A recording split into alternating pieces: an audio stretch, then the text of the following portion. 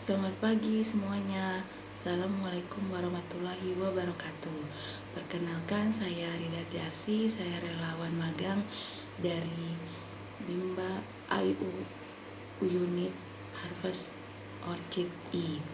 Baik, hari ini saya akan menjawab soal dari tugas belajar 2 kelas hari ke-1 dengan temanya yaitu tema kurikulum dasar ke-1.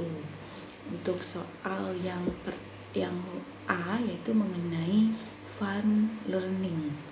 Soal yang pertama, apa pengertian dari fun learning?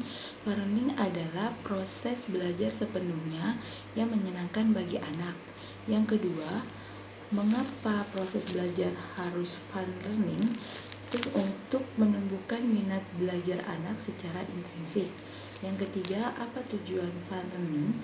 Tujuannya itu menumbuhkan minat belajar anak dan tiap anak ini akan merasa bahagia dalam proses belajarnya.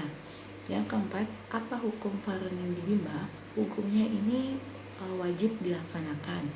Yang kelima, siapa yang harus melaksanakan fun learning dan sebutkan alasannya. Jawabannya yaitu yang harus merasakan fun learning yaitu anak. Alasannya adalah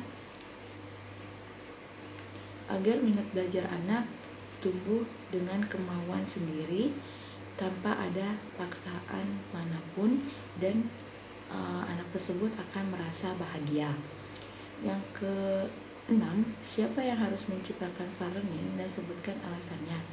Yang harus menciptakan fun learning ini adalah motivator Bimba, dimana karena ini sudah menjadi suatu tanggung jawab penuh untuk menciptakan suasana belajar yang menyenangkan. Yang ketujuh, bagaimana cara menciptakan fun learning?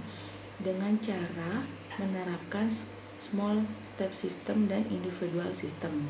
Yang kedelapan, bagaimana cara mengevaluasi anak apakah fun learning atau tidak?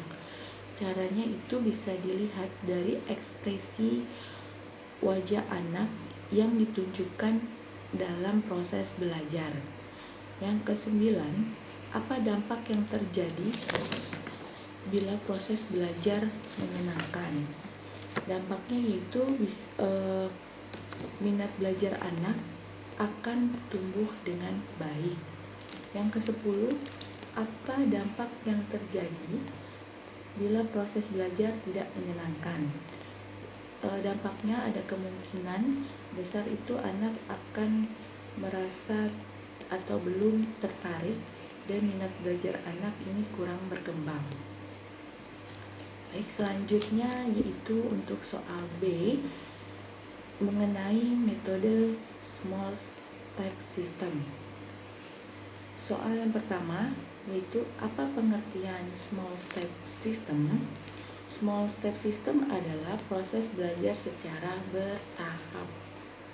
Yang kedua, mengapa proses belajar harus dilakukan secara bertahap atau small step system?